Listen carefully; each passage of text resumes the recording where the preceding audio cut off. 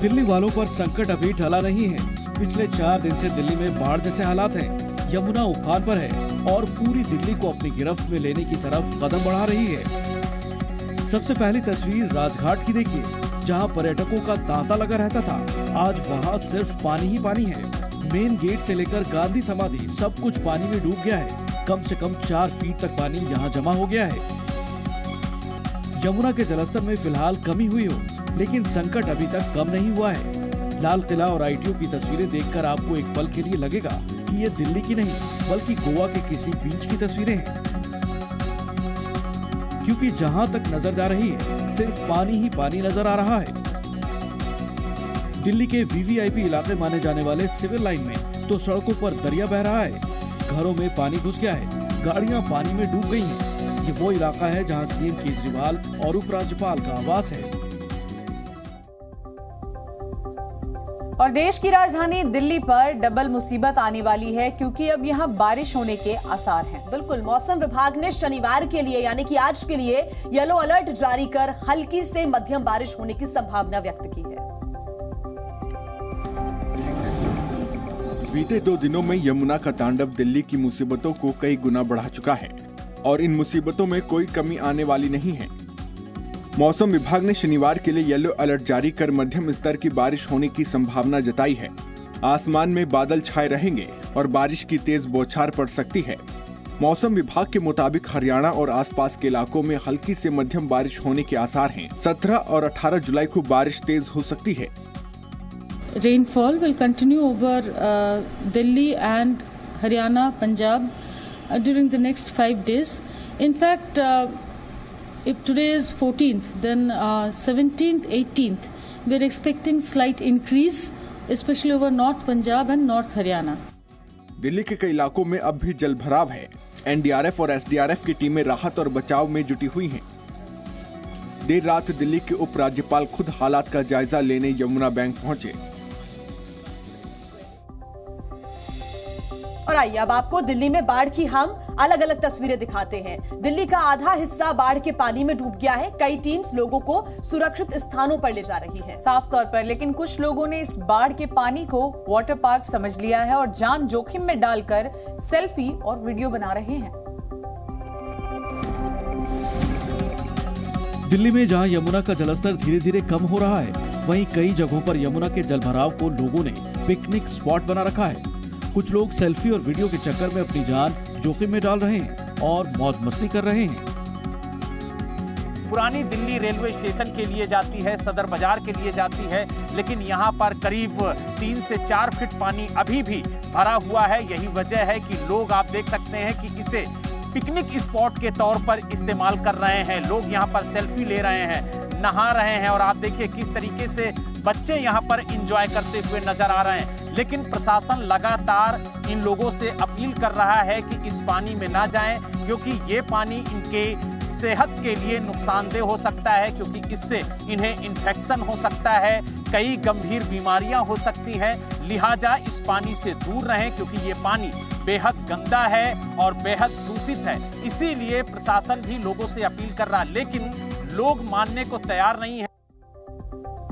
तो जहां एक तरफ बाढ़ और बारिश मुसीबत का सबब बनी है, वहीं अब देखिए बीमारियों का भी खतरा मंडराने लगा है और लोगों के घरों और कॉलोनीज में जल भराव के बाद बीमारियां बढ़ने की भी आशंका है।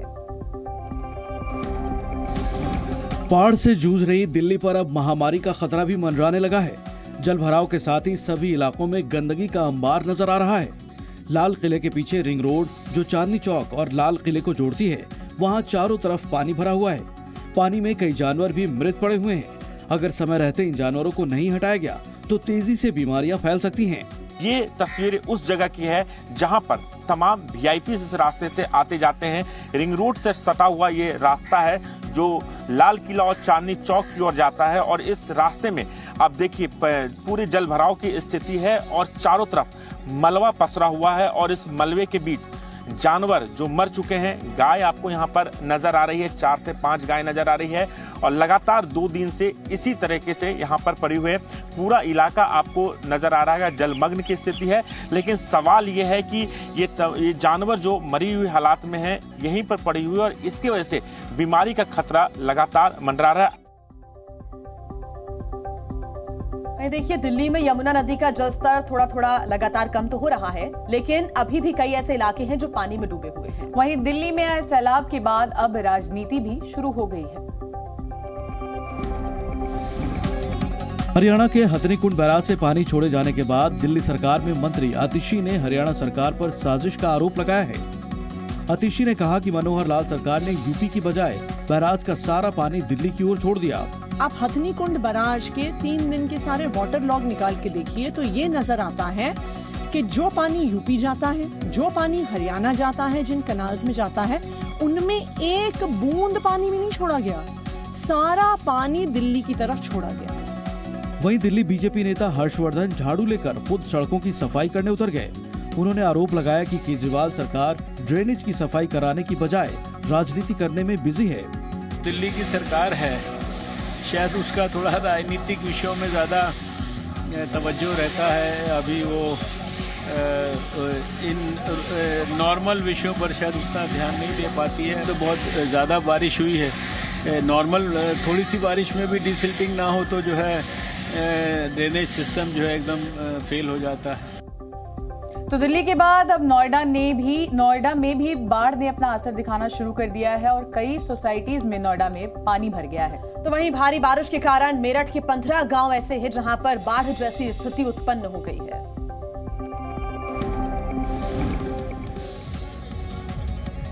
पिछले कुछ दिनों से यूपी में हो रही बारिश की वजह से नदियां उफान पर हैं। बारिश की वजह से जगह जगह जल जमाव की स्थिति बनी हुई है। लेकिन सबसे हैरान करने वाली तस्वीर नोएडा से आई है, जहां बारिश के बाद बाढ़ जैसे हालात बन गए। यमुना का जलस्तर बढ़ने से नोएडा के कई इलाकों में बाढ़ जैसी स्थिति पैदा हो गई है। नदी और नालों का पानी गांवों और रोड पर पहुंच गया है। एनडीआरएफ की टीम प्रभावित जगहों पर तैनात है। लोगों और जानवरों को बचाने का काम लगातार जारी है। नोएडा के सेक्टर 135 में बाढ़ का पानी पहुंच गया। यहां से लोगों को निकाला जा रहा है। उत्तर प्रदेश में गंगा का जलस्तर तेजी से बढ़ रहा है। मेरठ के 15 गांवों में बाढ़ जैसी स्थिति उत्पन्न हो गई है। सड़कों पर पानी की तेज धारा बह रही है।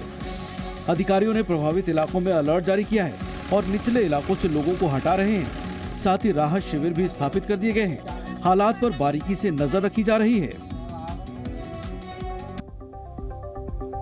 बात पंजाब की मुख्यमंत्री भगवंत मान ने नाव से जालंधर के बाढ़ प्रभावित क्षेत्रों में दौरा किया है। साफ तौर पर और इस दौरान उनकी बोट झुक गई। उनके साथ राज्यसभा सदस्य संत बलवीर सिंह सीचेवाल भी मौजूद थे। पंजाब के जालंधर में बाढ़ का जायजा लेने पहुंचे सीएम भगवंत मान पानी में गिरने से बाल बाल बच गए। दरअसल मुख्यमंत्री मान राज्यसभा सांसद संत बलवीर सिंह सीचेवाल के साथ नाव पर सवार होकर बाढ़ का निरीक्षण करने निकले थे। लेकिन नाव जब पानी के बहाव के बीच पहुंची तो ज्यादा लोग सवार होने की वजह से वो अचानक बेकाबू हो गई। पानी में नाव इधर उधर डोलने लगी। नाव को देखकर एकदम हो हल्ला मच गया। हालांकि फौरन ही नाव को काबू में कर लिया गया। इससे पहले भगवंत मान शाहकोट के गिद्दड़पिंडी का दौरा करने पहुंचे। मुख्यमंत्री ने बोट के जरिए बाढ़ग्रस्त इलाकों में चल रहे बचाव कार्यों का जायजा लिया। पंजाब में नदियों का जलस्तर बढ़ने से कई इलाकों में बाढ़ जैसे हालात हैं और इस पानी से सबसे ज्यादा नुकसान किसानों को हुआ है। पानी के रौद्र रूप को आप इन तस्वीरों में देख सकते हैं। सिर्फ 15 सेकेंड में पूरा का पूरा खेत दरिया में तब्दील हो गया और गाँव वाले देखते रह गए। और वहीं पहाड़ी राज्य उत्तराखंड में भी मौसम विभाग ने बारिश का अलर्ट जारी किया है। हालांकि आपदा प्रबंधन विभाग का ऐसा कहना है कि फिलहाल प्रदेश में स्थिति सामान्य है।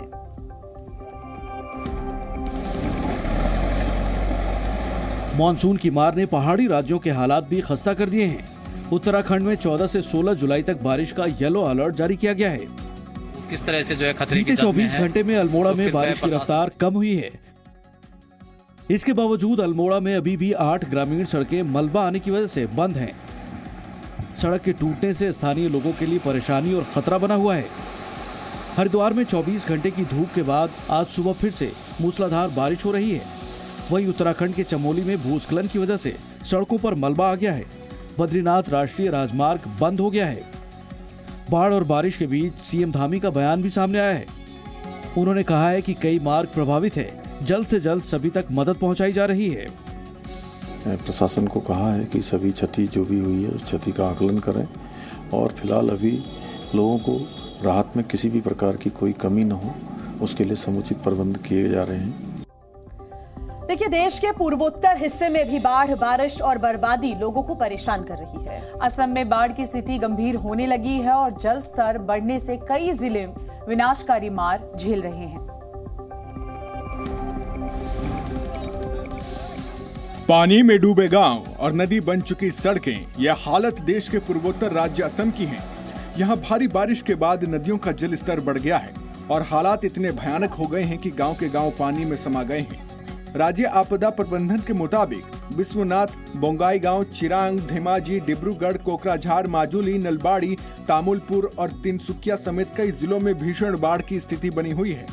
हालांकि पिछले 24 घंटों में किसी के हताहत होने की सूचना नहीं है। बेकी, दिसांग और ब्रह्मपुत्र जैसी प्रमुख नदियों में जल स्तर खतरे के स्तर से ऊपर बढ़ गया है। अब तक पूरे असम में 19 राजस्व क्षेत्रों के 179 गाँव डूब गए हैं। देश भूटान की drug green power corporation limited ने कुरीची हाइड्रो पावर प्लांट के जलाशय से पानी छोड़ना शुरू कर दिया है। असम के मुख्यमंत्री ने ट्विटर पर चिंता जाहिर की। खासकर अगर पानी बेकी और मानस नदियों में प्रवेश करता है तो प्रभावित क्षेत्रों में खतरा बढ़ सकता है, इसलिए स्थिति पर बारीकी से नजर रखी जा रही है।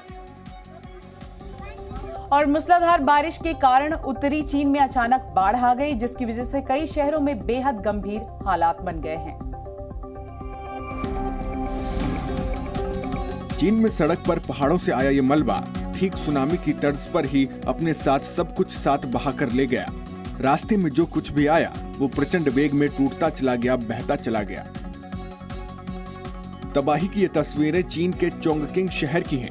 कई दिनों से हो रही तेज बारिश के कारण लैंडस्लाइड हुआ और देखते ही देखते आधा शहर पानी और मलबे में समा गया, या यूं कहें कि पूरा शहर दरिया में तब्दील हो चुका है। तस्वीरों में आप देख सकते हैं कि बाढ़ की वजह से कैसे गाड़ियां मलबे में फंस गई हैं। क्या कार, क्या ट्रक, क्या टैंकर, जो भी इस मलबे की चपेट में आया सब फंस गया। पानी के तेज बहाव की वजह से सड़कें धंस गई हैं।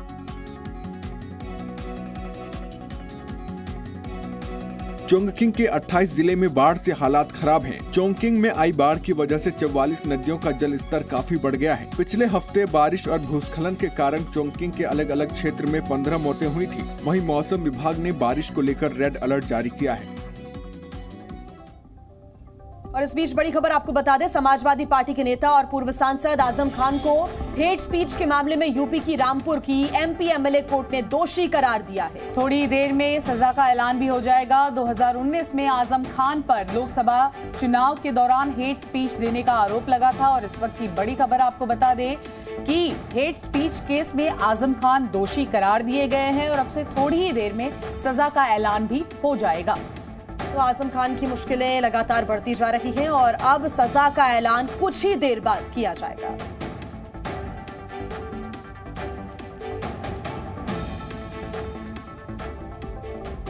यूएई पहुंचने के बाद प्रधानमंत्री मोदी की शानदार स्वागत की गई। बुर्ज खलीफा मोदी की तस्वीरें और तिरंगा की रोशनी से जगमगा गया है। जी हां, प्रधानमंत्री नरेंद्र मोदी यूएई के राष्ट्रपति अल नहयान के साथ द्विपक्षीय मुलाकात करेंगे और इस दौरान कई अहम मुद्दों पर भी चर्चा होगी। प्रधानमंत्री नरेंद्र मोदी 2 दिन के फ्रांस दौरे के बाद 1 दिन के दौरे पर यूएई पहुंचे। अबू धाबी एयरपोर्ट पर अबू धाबी के शासक शेख खालिद ने पीएम मोदी को गले लगाकर गर्मजोशी से उनका स्वागत किया। इसके बाद प्रधानमंत्री मोदी ने अबू धाबी के शासक शेख खालिद के साथ द्विपक्षीय बैठक की। पीएम मोदी के स्वागत में दुबई में बुर्ज खलीफा तिरंगे की रोशनी से जगमग हो गया। बुर्ज खलीफा में तिरंगे की रोशनी और पीएम मोदी की तस्वीर के साथ शानदार लाइटिंग की गई। अगले 1 दिन के यूएई दौरे पर प्रधानमंत्री मोदी यूएई के राष्ट्रपति अल नहयान के साथ द्विपक्षीय मुलाकात करेंगे। पीएम मोदी और अल नहयान के बीच ये मुलाकात अबू आबा में होगी। दोनों देशों के बीच डेलीगेशन लेवल की बातचीत भी होगी। इसके अलावा भारत और यूएई के बीच ऊर्जा, शिक्षा, स्वास्थ्य सेवा, खाद्य सुरक्षा, रक्षा और संस्कृति जैसे अलग अलग मुद्दों पर चर्चा होगी। पीएम मोदी के यूएई दौरे के दौरान दोनों देशों के बीच कई अहम समझौते हो सकते हैं। यूएई दौरे के बाद प्रधानमंत्री मोदी शाम करीब 4:45 पर दिल्ली के लिए रवाना होंगे। और वहीं फ्रांस दौरे पर प्रधानमंत्री नरेंद्र मोदी फ्रांस के नेशनल डे परेड में शामिल हुए। साफ तौर पर फ्रांस दौरे पर पीएम मोदी ने चीन और पाकिस्तान को कड़ा संदेश दिया। प्रधानमंत्री नरेंद्र मोदी फ्रांस के नेशनल डे पर बैस्टिल डे परेड में बतौर स्पेशल गेस्ट शामिल हुए, जिसमें भारतीय सेना के तीनों अंगों ने भी हिस्सा लिया। पेरिस के चैम्प्स एलिजे के ऊपर भारतीय वायुसेना के 3 रफाल लड़ाकू विमानों ने फ्रांस के फाइटर जेट्स के साथ फ्लाई पास किया। प्रधानमंत्री नरेंद्र मोदी पेरिस के लूव्र संग्रहालय में डिनर में शामिल होने के लिए पहुंचे, जहां फ्रांस के राष्ट्रपति इमैनुअल मैक्रों और फ्रांस की प्रथम महिला ब्रिगिट मैक्रों ने उनका स्वागत किया। पीएम मोदी के फ्रांस दौरे के दौरान HAL और सफरान हेलीकॉप्टर इंजन और UPI के उपयोग समेत कई अहम समझौते हुए। इस दौरान पीएम मोदी ने चीन और पाकिस्तान को साफ संदेश देते हुए कहा कि इंडो पैसिफिक क्षेत्र में शांति और स्थिरता बनाए रखने की भारत और फ्रांस की जिम्मेदारी है। आतंकवाद के विरुद्ध लड़ाई में भारत और फ्रांस हमेशा साथ रहे हैं। हम मानते हैं कि क्रॉस बॉर्डर टेररिज्म को समाप्त करने के लिए ठोस कार्रवाई की आवश्यकता है। और अब बात कर लेते हैं मुंबई से सटे अंबरनाथ रेलवे स्टेशन की, जहां पर रेलवे स्टेशन पर टीसी की सावधानी से एक महिला की जान बच गई। तो वहीं महाराष्ट्र के जलगांव रेलवे स्टेशन पर करंट की चपेट में आने से एक शख्स की मौत हो गई। Zee News।